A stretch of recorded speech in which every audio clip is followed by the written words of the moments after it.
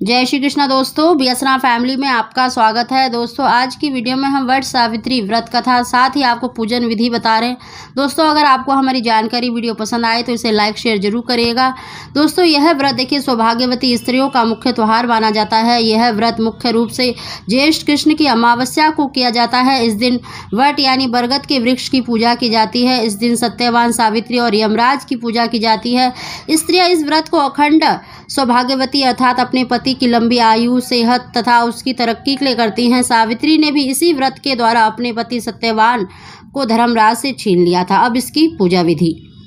इस दिन स्त्रियां देखिए ब्रह्म मुहूर्त में जगकर स्नान करती हैं, स्वच्छ वस्त्र धारण करती हैं और इस दिन देखिए एक बांस की टोकरी में ब्रह्मा की मूर्ति स्थापित करनी चाहिए और ब्रह्मा के वाम पक्ष में सावित्री की मूर्ति स्थापित करनी चाहिए। इसी प्रकार दूसरी टोकरी में सत्यवान और सावित्री की मूर्तियां स्थापित करके दोनों टोकरियों को वट वृक्ष के नीचे रखना चाहिए और सर्वप्रथम ब्रह्मा और सावित्री का पूजन करना चाहिए। उसके बाद सत्यवान और सावित्री की पूजा करें तथा वट के पेड़ को पानी दें। जल, फूल, मोली, रोली, कच्चा सूत, भिगोया हुआ चना, गुड़, धूप दीप से वट वृक्ष की पूजा करनी चाहिए। वट वृक्ष को जल चढ़ाकर उसके तने के चारों ओर कच्चा धागा लपेटकर 3 बार परिक्रमा करनी चाहिए। वट के पत्तों के गहने पहनकर वट सावित्री की कथा सुननी चाहिए। भीगे हुए चने का बयाना निकालना चाहिए। उस पर रुपए रखकर अपनी सास को दे और उनका आशीर्वाद प्राप्त करें। यदि सास दूर हो तो बयाना बनाकर वहां भेज दें। वट तथा सावित्री की पूजा करने के बाद पान, सिंदूर और कुमकुम से सुहागिन स्त्री की पूजा का भी विधान है। पूजा के समाप्त होने पर ब्राह्मणों को वस्त्र तथा फल आदि बांस के पत्ते में रखकर दान करना चाहिए। यदि आपके पास कोई वट वृक्ष नहीं हो तो दीवार पर वट वृक्ष की तस्वीर बनाकर भी श्रद्धापूर्वक आस्था से पूजा करें। इसके बाद वट सावित्री की कथा सुननी चाहिए। अब वट सावित्री की व्रत कथा। एक समय मध्य देश में अशुपति नाम का परम ज्ञानी राजा राज्य करता था। उन्होंने संतान प्राप्ति के लिए अपनी पत्नी के साथ सावित्री देवी का विधि पूर्वक व्रत तथा पूजन किया। पुत्री होने पर वर प्राप्त किया। इस पूजा के फल से उनके यहाँ सर्वगुण संपन्न सावित्री का जन्म हुआ। सावित्री जब विवाह योग्य हुई तो राजा ने उसे स्वयं अपना वर चुनने को कहा। अशुपति ने उसे अपने पति के साथ वर का चुनाव करने के लिए भेज दिया। एक दिन महर्षि नारद जी राजा अशुपति के यहाँ पर आए हुए थे। तभी सावित्री भी अपने वर का चयन करके लौटी। उसने आदर पूर्वक नारद जी को प्रणाम किया।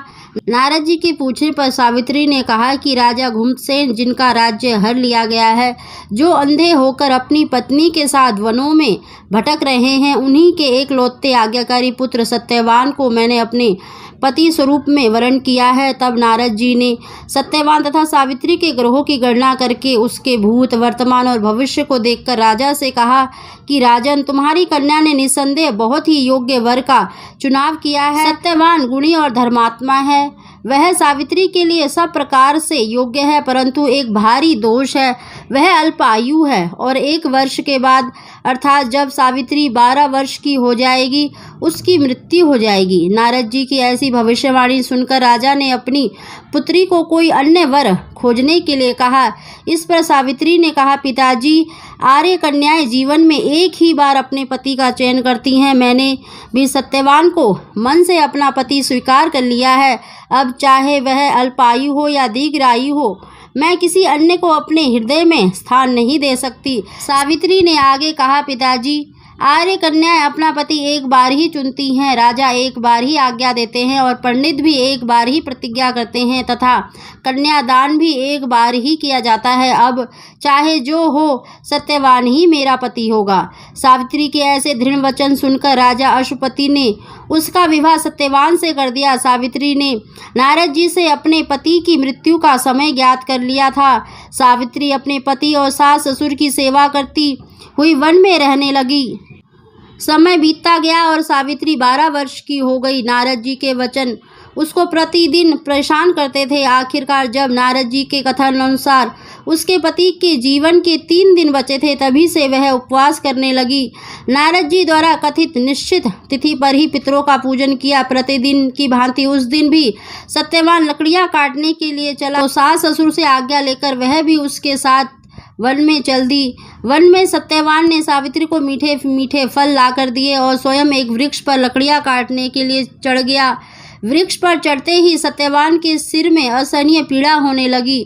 वह वृक्ष से नीचे उतर आया। सावित्री ने उसे पास के बड़ के वृक्ष के नीचे लिटाया, सिर अपनी गोद में रख लिया। सावित्री का हृदय काँप रहा था। तभी उसने दक्षिण दिशा से यमराज को आते देखा। यमराज और उसके दूत धर्मराज सत्यवान के जीवन को लेकर चल दिए तो सावित्री भी उनके पीछे चल पड़ी। पीछा करती सावित्री को यमराज ने समझाकर वापस लौट जाने को कहा, परंतु सावित्री ने कहा, हे यमराज, पत्नी का पत्नीत्व की सार्थकता इसी में है कि वह पति की छाया के समान अनुसरण करे और अपने पति के पीछे जाना ही स्त्री धर्म है।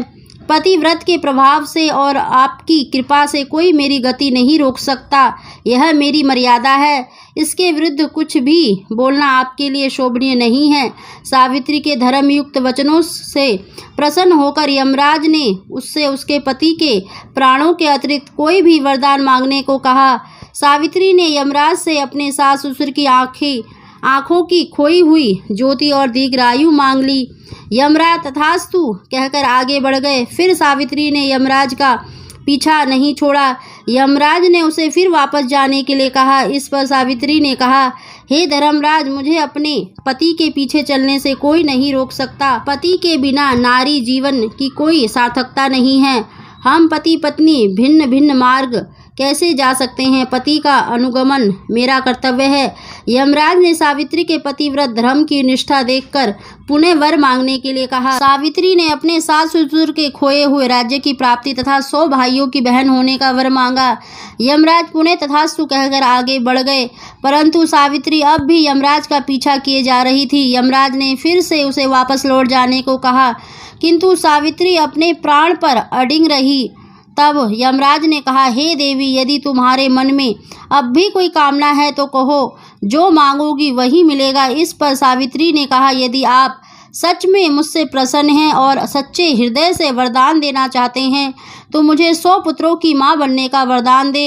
यमराज ने तथास्तु कहकर आगे बढ़ गए। यमराज ने पीछे मुड़कर देखा और सावित्री से कहा, अब आगे मत बढ़ो, तुम्हें मुँह मांगा वर दे चुका हूँ, फिर भी मेरा पीछा क्यों कर रही हो? सावित्री बोली, धर्मराज, आपने मुझे 100 पुत्रों की माँ होने का वरदान तो दे दिया, पर क्या मैं पति के बिना संतान को जन्म दे सकती हूँ? मुझे मेरा पति वापस मिलना ही चाहिए, तभी मैं आपका वरदान पूरा कर सकूँगी।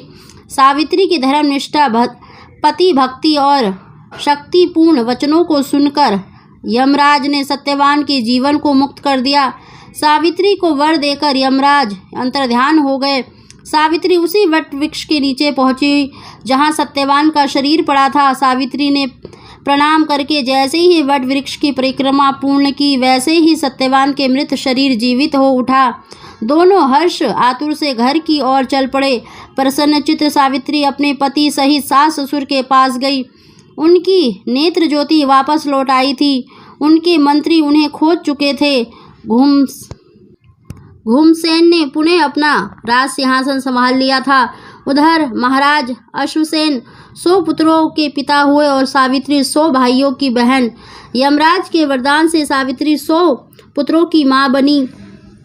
इस प्रकार सावित्री ने अपने पति व्रत का पालन करते हुए अपने पति की कुल एवं पितृकुल दोनों का ही कल्याण कर दिया। सत्यवान और सावित्री चिरकाल तक राज सुख भोगते रहे और चारों दिशाओं में सावित्री के पतिव्रत धर्म के पालन की कीर्ति गूंज उठी। बोलो सत्यवान सावित्री की जय।